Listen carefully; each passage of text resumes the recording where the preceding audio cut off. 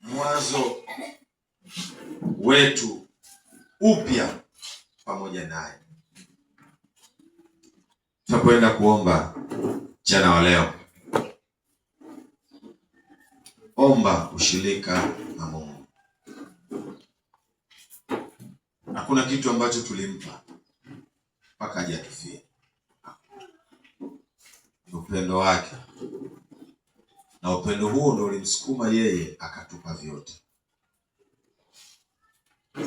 Dumisha ushirika wetu pamoja naye,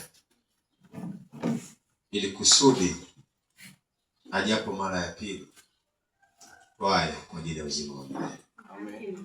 Amen. Baba yetu na Mungu wetu wa mbinguni, tunakushukuru sana sana sana. Hakuna jambo kubwa ambalo tulilifanya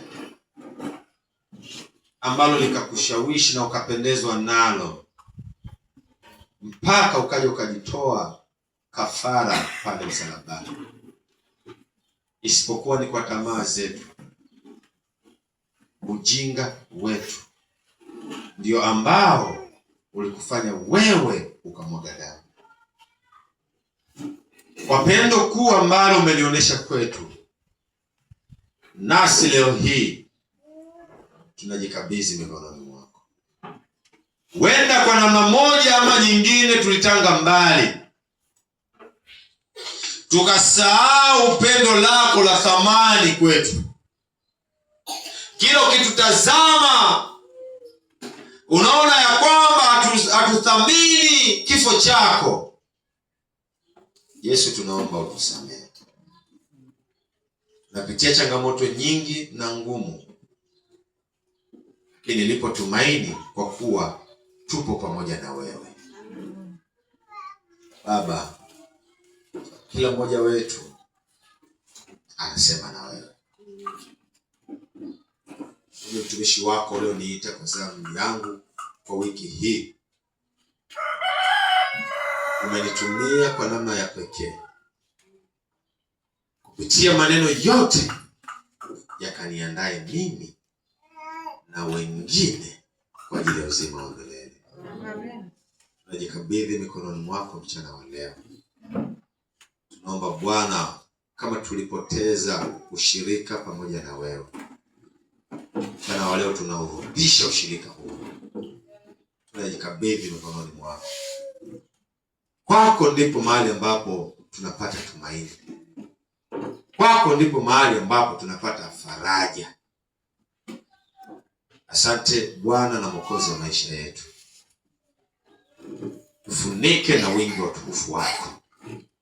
Ikiwa yupo mmoja wetu mahali hapa ambaye anasema, Bwana, ninatamani nianze ushirika pamoja na wewe kwa njia ya ubatizo. Ikiwa yupo mtu wa namna hiyo, nyosha mkono wako juu. Nyosha mkono wako juu. Mchana wa leo ambaye anasema, Bwana, nilitanga mbali, hivyo leo ninaomba Bwana unipokee. Nisamee dhambi zangu, nianze upya na wewe. Ikiwa yupo mtu huyo, naye pia anaweza kanyosha mkono. Baba, tazama mikono hiyo. Ni watoto wako ambao wanakulilia wewe. Nawe kupitia neno lako umesema ya kwamba yeyote ajaye kwako hautamtupa nje kamwe. Hivyo Mungu, washikilie watoto wako hawa ambao wamenyosha mikono yao juu, wakihitaji wewe Bwana, mkono wako na mikono yao vikaungane na vikatengeneze ushirika pamoja na wewe. Jaza nguvu ya Roho wako Mtakatifu ndani yao.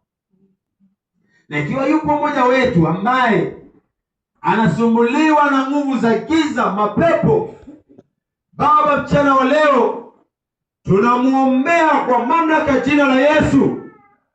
mapepo, nguvu za giza na zisipate nafasi tena ndani yake. Yesu, jaza utukufu wako ndani yake. Weka neno lako ndani yake.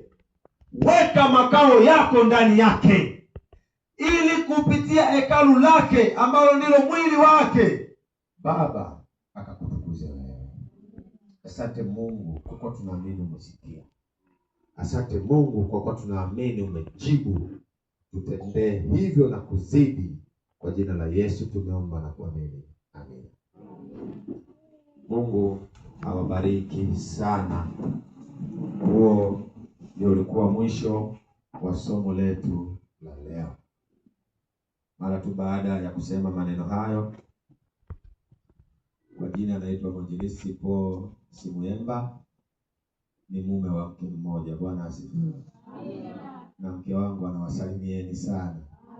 Alisema nenda kawasalimie ndugu zangu waliopo huko.